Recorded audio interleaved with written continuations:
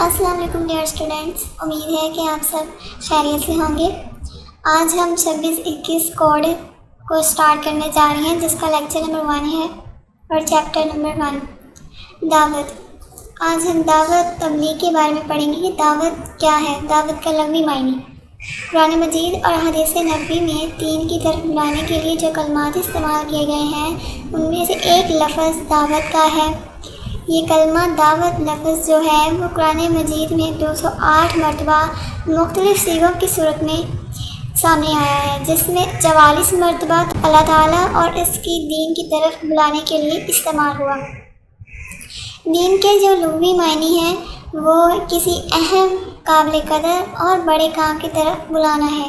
دعوت کا اصطلاحی مفہوم شیخ علی رحمۃ اللہ علیہ فرماتے ہیں کہ دعوت لفظ الدعاء سے ماخوذ ہے۔ اس کے معنی کسی چیز کی طرف بلانا یا کسی چیز کو حاصل کرنے پر ابھارنا، تاکہ دنیا اور آخرت کی سعادت سے فائدہ اٹھا سکے۔ ڈاکٹر احمد گلوچ فرماتے ہیں کہ اسلام کی طرف دعوت دینے سے مراد ہے کہ عملی اور قولی کوشش کرنا، تاکہ لوگوں کو اس کی طرف مائل کیا جا سکے۔ تبلیغ کا مفہوم۔ تبلیغ کے معنی ہے پہنچانا یا پیغام رسائی کرنا، اور اس سے مراد ہے کہ مبلغ اور مخاطب کے درمیان ایک ایسا تعلق، ایک ایسا رابطہ قائم کرنا کہ مبلغ کی بات مخاطب کے دل و دماغ تک پہنچ جائے۔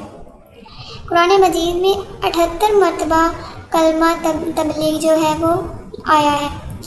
تبلیغ کے سلسلے کو جاری رکھنے کے لیے قرآن مجید میں ارشاد بار تعالیٰ ہے کہ اے رسول، جو کچھ تمہارے رب کی طرف سے تم پر نازل کیا گیا ہے وہ لوگوں تک پہنچا دو، اور اگر تم نے ایسا نہ کیا تو اس کی پیغمبری کا حق ادا نہ کیا۔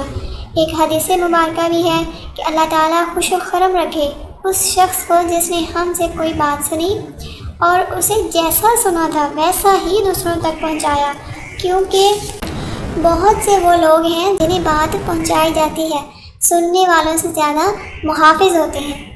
قرآن حکیم کی روشنی میں دعوت و تبلیغ کی ضرورت اور اہمیت دیکھتے ہیں کہ کیا ہے۔ اللہ تعالیٰ نے انسانوں کو اس لیے پیدا کیا کہ وہ یکتا ذات کی عبادت کریں، اس لیے اللہ تعالیٰ نے انسانوں کی ہدایت اور رہنمائی کے لیے اپنے رسولوں کو بھیجا، آسمانی کتابیں نازل فرمائیں تاکہ ان کے حقائق کو بیان کیا جا سکے، اور جن کی خاطر کائنات تخلیق کی گئی ہے، تاکہ قیامت کے دن لوگ یہ عذر نہ کر سکیں کہ اچھائی اور برائی میں فرق نہیں بتایا گیا۔ دعوت انبیاء کرام کی بعثت کا مقصد۔ اللہ تعالیٰ نے انسان کی فطرت میں نیکی کو اختیار کرنے اور بدی سے بچنے کی ہدایت فرمائی ہے۔ ارشاد بار تعالیٰ ہے کہ پس اس کو اس کی اچھائی اور برائی الہام کر دی ہے، اس نے فلاح پائی جس نے اس میں اچھائی کو نشوونما دی، اور نامراد ہوا وہ جس نے اس کو معصیت سے آلودہ کر رکھا۔ ہر نبی نے اپنے دور میں فریضہ تبلیغ ادا کیا۔ انبیاء کرام علیہ السلام کو اللہ تعالیٰ نے اس لیے چن لیا کہ ارشاد بار تعالیٰ ہے کہ اللہ فرشتوں اور انسانوں میں سے اپنے رسول چنتا ہے۔ یہ بات دعوت کے فریضے کی اہمیت کو اور واضح کرتی ہے کہ اس کی ادائیگی کرنے والے اللہ تعالیٰ کی مخلوق سے بہترین لوگ ہیں، جیسے کہ اللہ تعالیٰ نے فرمایا اور ہم نے ہر امت میں سے ایک رسول اس دعوت کے ساتھ بھیجا کہ اللہ تعالیٰ کی عبادت کرو اور طاغوت سے بچو۔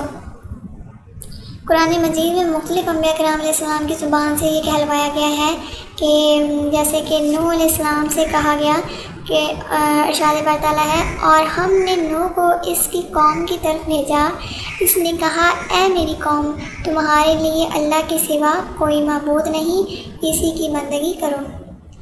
دعوت نبی اکرم صلی اللہ علیہ وسلم کا مقصد بعثت۔ قرآن مجید کی آیات سے یہ بات تو ثابت ہوتی ہے کہ آپ صلی اللہ علیہ وسلم کی بعثت کا مقصد ہی دعوت الہی ہے۔ آپ کو دعوت تبلیغ کا فریضہ دے کر حکم دیا گیا، فرض ادا کرنے کا حکم دیا گیا، تو آپ صلی اللہ علیہ وسلم نے ان عظیم ذمہ داریوں کو پورا بھی کیا۔ ارشاد بار تعالیٰ ہے کہ اے نبی کریم، ہم نے بھیجا ہے آپ کو سب سچائیوں کا گواہ بنا کر، اور خوشخبری سنانے والا اور بر وقت ڈرانے والا اور دعوت دینے والا اللہ کی طرف، اس کے اذان سے اور آفتاب روشن کر دینے والا۔ کیونکہ نبی کریم صلی اللہ علیہ وسلم کا بعثت مقصد ہی دعوت ہے، اور اس لیے شاہد پہلے شہادت توحید کی گواہی دیتا ہے، پھر شہادت توحید کی دعوت دیتا ہے، اور پھر مبشر یعنی دعوت قبول کرنے والوں کو بشارت سے نوازتا ہے، اور جو دعوت سے انکار کرتے ہیں ان کو اللہ تعالیٰ کے ڈر سے آگاہ کرتا ہے۔ تو نبی کریم صلی اللہ علیہ وسلم کی دایانہ حیثیت اس میں واضح ہو جاتی ہے۔ قرآن مجید میں ایک اور جگہ ارشاد برتالا ہے، اور ہم نے آپ صلی اللہ علیہ وآلہ وسلم کو تمام انسانوں کے لیے خوشخبری دینے والا اور آگاہ کرنے والا بنا کر بھیجا۔ دعوت امت مسلمہ کا مقصد تخلیق۔ اب نبی کریم صلی اللہ علیہ وآلہ وسلم نے اپنا فرض ادا کر دیا، اس کے بعد امت مسلمہ کا کیا فرض ہے؟ اب یہ دیکھتے ہیں کہ نبی کریم صلی اللہ علیہ وآلہ وسلم کے بعد دعوت دین کا فریضہ اب امت کے سپرد ہے، یعنی امت کے سپرد کر دیا گیا ہے کہ وہ دعوت کی تبلیغ کریں۔ اور قرآن پاک کے ذریعے حضور اکرم صلی اللہ علیہ وسلم فرماتے ہیں، ارشاد برتالا ہے، آپ صلی اللہ علیہ وسلم فرما دیجئے کہ یہ میرا راستہ ہے، میں اور میرے پیروکار پوری بصیرت کے ساتھ اسی کی طرف دعوت دیتے ہیں۔ مولانا وحید الدین لکھتے ہیں کہ دوسری قوموں کے مستقبل کا انحصار اس بات پر ہے کہ وہ اللہ کے دین کو اپناتی ہیں، جبکہ امت مسلمہ کے مستقبل کا انحصار اس بات پر ہے کہ وہ اللہ کے دین کی دعوت کو لے کر اٹھتی ہے یا نہیں۔ تو امت محمدیہ کی جو پہلی ذمہ داری ہے وہ یہ ہے کہ خود دین پر پہلے قائم رہیں، پھر اس کی دوسری ذمہ داری یہ ہے کہ وہ امت محمدی اپنا کردار ادا کرے اور دوسروں کو بھی دین کی دعوت دے۔ اسلام پیغام الہی ہے اور امت مسلمہ اس پیغام کی حامل۔ قول احسن۔ اب جو دعوت کا ارشاد ہے، کلمہ ہے، یہ قول احسن ہے۔ کہتے ہیں کہ دعوت ارشاد کا کلمہ اور بات کو اللہ تعالیٰ نے بہترین قول قرار دیا۔ ارشاد برتالا ہے، اور اس شخص سے بہتر کس کا کلام ہے کہ جس نے دعوت دی اللہ کی طرف اور نیک عمل کی اور کہا کہ میں تو اپنے رب کے فرما بردار بندوں میں سے ہوں۔ تو دعوت الہی کو قول احسن کہا گیا ہے اور داعی کے لیے عمل صالحہ کو لازمی قرار دیا۔ نیز پوری ذمہ داری سے اپنے مسلمان ہونے کا اظہار کرنے کی طرف بھی اشارہ کیا گیا ہے۔ صرف کلمہ پڑھ لینا یہ کام مشکل نہیں ہے، لیکن احساس ذمہ داری کے ساتھ ایمان اور اسلام کا اظہار بڑے دل بردے کا کام ہے، اور خاص کر اس جگہ جہاں اسلام کا نام لینا مشکل ہو۔ مومن اور منافق میں حد امتیاز۔ اہل ایمان کی یہ پہچان ہے کہ وہ دعوت تبلیغ کا کام کرنے والے ہیں۔ ارشاد برتالا ہے کہ ہر مومن مرد اور مومن عورتیں ایک دوسرے کے مددگار ہیں، حکم کرتے ہیں نیکی کا اور روکتے ہیں برائی سے۔ اہل ایمان کی خاصیت یہ ہے کہ کوئی دوسرے کے معاون مددگار ہوتے ہیں، اور باہمی تعاون کا سب سے بڑا پہلو یہ ہے کہ وہ ایک دوسرے کو نیکی کا حکم دیتے ہیں اور برائی سے روکتے ہیں۔ اسلامی معاشرے میں دعوت دین کی ذمہ داری میں عورتیں بھی اور مردوں کے ساتھ شامل ہیں، لہٰذا ان دونوں طبقوں میں سلسلے کو دعوت ایمان کی پہچان کہتے ہیں۔ تعلیمات نبی صلی اللہ علیہ وسلم میں دعوت دین کی اہمیت۔ نبی کریم صلی اللہ علیہ وسلم کی تعلیمات میں دعوت دین کی اہمیت پڑھتے ہیں ہم۔ حضرت حذیفہ بن یمان رضی اللہ عنہ سے روایت ہے کہ نبی کریم صلی اللہ علیہ وآلہ وسلم نے ارشاد فرمایا، قسم ہے اس ذات کی جس کے قبضے قدرت میں میری جان ہے کہ تم ضرور نیکی کا حکم دیتے رہو اور برائی سے منع کرتے رہو، ورنہ اس بات کا امکان ہے کہ گناہ گاروں کے ساتھ تم پر بھی اپنا عذاب نازل کر دے، پھر خدا سے دعا مانگو گے لیکن قبول نہیں ہوگی۔ نیکی کرنے کا حکم اللہ نبی کریم صلی اللہ علیہ وسلم ہمیشہ فرماتے رہے ہیں، حکم دیتے رہے ہیں کہ نیکی کریں، لوگوں کو برائیوں سے منع کریں، گناہ گاروں کا ساتھ نہ دیں، انہیں گناہوں سے روکیں۔ کہیں ایسا نہ ہو کہ گناہ گاروں کا ساتھ دینے کے ساتھ ساتھ ہم پر بھی جو ساتھ دیتے ہیں ان پر بھی گناہ یعنی عذاب نازل ہو جائے۔ تو خدا سے پھر جب وہ خدا سے دعا مانگتے ہیں تو پھر ان کی دعائیں بھی قبول نہیں ہوتی۔ تو نبی کریم صلی اللہ علیہ وسلم اپنی امت کو دکھا رہے ہیں، واضح کر رہے ہیں اپنی امت پر ہر بات کو، ہر سطح پر برائی سے روکنے کا حکم۔ تم میں سے جو کوئی برائی دیکھتے ہو تو ہاتھ قوت کے ساتھ روکنے کی کوشش کرو، اگر اس کی طاقت نہ ہو تو زبان سے منع کرو، اور اگر اس کی بھی استطاعت نہ ہو تو دل سے ضرور برا سمجھو اسے، اور یہ بے ایمان کا سب سے کمزور درجہ ہے۔ داعی اعظم اور امت کی مثال۔ حدیث مبارکہ ہے کہ بے شک میری اور لوگوں کی مثال ایسی ہے۔ میں نبی نے ایک مثال فرمائی جس میں آپ صلی اللہ علیہ وسلم فرماتے ہیں کہ جیسے ایک شخص نے تاریک شب میں آگ روشن کی ہو، اور جب روشنی چاروں طرف پھیل گئی تو کیڑے پتنگے اس میں آ کر گرنے لگے، اور وہ انہیں ہٹاتا تاکہ نہ گرے، لیکن وہ مانتے ہی نہیں،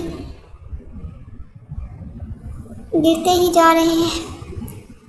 میں بھی تمہیں اس طرح ہی کمر سے پکڑ پکڑ کر آگ سے دور ہٹاتا ہوں۔ جو مان گئے ہیں وہ بچ گئے، مگر کافر ہیں کہ سنتے ہی نہیں، جہنم میں گرتے جا رہے ہیں۔ تو ہمارے نبی نے ایک مثال دی ہے اس شخص کی، جو شخص تاریخ میں اجالا کرتا ہے تو اس کے اندر ایک اجالا کس کا؟ آگ روشن کرتا ہے تو اس کے اندر جو پتنگے ہیں، جو کیڑے مکوڑے ہیں، وہ اس کے اندر گرتے جا رہے ہیں، تو حالانکہ وہ اسے اٹھا کر باہر پھینکتا ہے کہ وہ اس کے اندر نہ گرے۔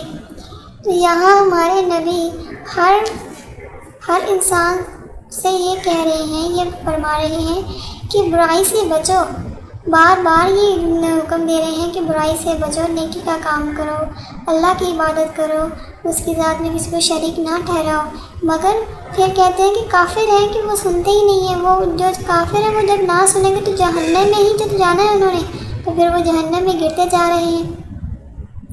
حضور اکرم صلی اللہ علیہ وآلہ وسلم نے اپنے داعی الہی ہونے اور امت کو گمراہی اور جہنم سے بچانے کی مثال بڑی خوبصورت پیرے میں بیان کی ہے۔ دعوت تبلیغ کی اہمیت علماء کی نظر میں۔ قرآن مجید اور حدیث مبارکہ سے یہ بات تو ثابت ہو جاتی ہے کہ دعوت تبلیغ کو امت کی نظر میں ہمیشہ ایک اہم فریضے کی حیثیت حاصل ہے۔ مسلمان قوم کا سب سے بڑا فرض اس پیغام الہی کو آگے پہنچانا اور اس کی تعلیم، اس کی دعوت، اس کے حقوق کو پورا کرنا ہے۔ مولانا محمد الیاس فرماتے ہیں کہ اس امت نے دعوت کو چھوڑ کر دعا کی قوت کو کھو دیا۔ وہ کیسے؟ کہ دعوت کے ساتھ داعی کی دعائیں اللہ تعالیٰ ایسے قبول کرتے ہیں جیسے بنی اسرائیل کے انبیاء کی دعائیں قبول ہوئیں۔ تو جو دعوت کو چھوڑ دیتے ہیں پھر اللہ تعالیٰ ان کی دعائیں قبول کرنا بھی چھوڑ دیتا ہے۔ ہمیں دعوت دینی چاہیے، نیکی کی طرف ہر کسی کو بلانے کی ترغیب دینی چاہیے۔ تبلیغ دین کی عقلی دلائل۔ قرآن و سنت اور علماء کرام کی آراء کی روشنی میں دعوت تبلیغ کی اہمیت واضح ہے۔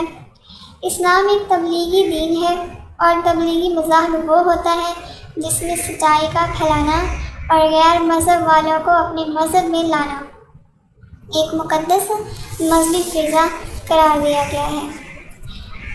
دعوت تبلیغ کی اہمیت ہر دور، ہر سطح، ہر معاشرے میں بہت ضروری ہے۔ امت مسلمہ کی بنیاد ایک نظریہ اور ایک پیغام ہے۔ جن امتوں کی اساس کسی نظریے پر ہوتی ہے تو ان کی اپنی بقا اور تحفظ کے لیے بڑی جدوجہد انہیں کرنی پڑتی ہے۔ یہی وجہ ہے کہ امت مسلمہ کی بقا اب تسلسل کو یقینی بنانے کے لیے اسلام نے دعوت اور ارشاد کو ہر مسلمان کا فریضہ قرار دیا ہے۔ ہر مسلمان انسانی برادری کا حصہ ہے اور اپنی برادری کی بھلائی چاہتا ہے۔ دعوت و تبلیغ کے اغراض و مقاصد۔ دعوت تبلیغ اس امت کی بنیادی ذمہ داری ہے، اس لیے قرآن و سنت کے مطالعے کے بعد اس کے اغراض و مقاصد کو جاننا بھی ضروری ہے۔ تو بنیادی انسانی ضروریات کی تکمیل۔ پہلا مقصد، انسان بنیادی طور پر دو ضروریات کا محتاج ہے، ایک مادی احتیاجات کی تکمیل اور دوسری ہدایت و رہنمائی، جس کی روشنی میں اخلاقی، اجتماعی اور تمدنی زندگی کی صحت مند بنیادوں پر تشکیل ہوتی ہے۔ اللہ تعالیٰ نے پہلی ضرورت کی تکمیل کے لیے انواع اقسام کی نعمتیں عطا کی، وسائل معیشت فراہم کیے، جبکہ دوسری ضروریات کی تکمیل کے لیے نبی کریم صلی اللہ علیہ وسلم انبیاء کرام علیہ السلام مبعوث فرمائے۔ تاکہ وہ لوگوں کو رہنمائی اور ہدایت دے سکیں۔ تو ان سب کا اصل مقصد بتایا کہ وہ توحید رسالت اور آخرت کی بنیادوں پر اللہ اور بندے کا تعلق استوار کریں۔ ارشاد باری تعالیٰ ہے کہ اور بے شک ہم نے رسولوں کو واضح دلائل دیے اور دلائل دے کر بھیجا اور ان کو کتاب اور میزان عطا فرمائی تاکہ وہ لوگوں کے درمیان عدل قائم کریں۔ دوسرا مقاصد ہے رضا الہی۔ قرآن مجید میں انسان کی تخلیق کو اللہ تعالیٰ عبادت کا مقصد بتاتا ہے۔ ارشاد باری تعالیٰ ہے کہ کہہ دیجیے نماز میری قربانی، میری زندگی، میری موت اللہ رب العالمین کے لیے ہے۔ تو زندگی کے ہر لمحے میں خدا کی رضا ہونا ضروری ہے۔ انسان کو ہر مشکل، ہر حالات میں اللہ کی رضا سمجھ کر اسے صبر سے برداشت کرنا چاہیے۔ نصرت دین، داعی کے لیے اعزاز کی بات یہ ہے کہ اللہ تعالیٰ اپنے دین کی دعوت دینے والوں کو اپنا مددگار کہتا ہے۔ اس اعزاز کا حصول داعی کا مقصد ہونا چاہیے۔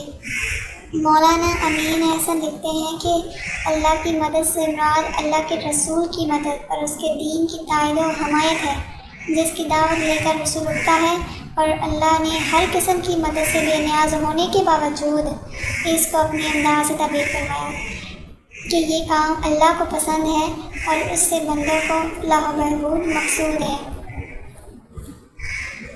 تمام حجت، دعوت و تبلیغ کا مقصد اللہ کی طرف سے بندوں پر حجت پوری کرنا ہے کہ اللہ نے امر بالمعروف نہی عن المنکر شہادت حق کو جو ذمہ داری امت مسلمہ کے سپرد کی ہے اس کی تکمیل دعوت و تبلیغ کے ذریعے ہی ممکن ہے۔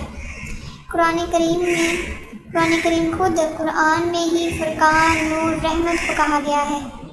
ارشاد الہی ہے کہ اللہ نے رسولوں کو خوشخبری دینے والا اور ہوشیار کرنے والا بنا کر بھیجا تاکہ ان رسولوں کے بعد لوگوں کے لیے اللہ کے سامنے کوئی عذر باقی نہ رہ جائے، اور اللہ غالب اور حکیم ہے۔ غلبہ اسلام، اللہ تعالیٰ نے بعثت نبوی کا ایک مقصد اظہار دین بیان فرمایا ہے۔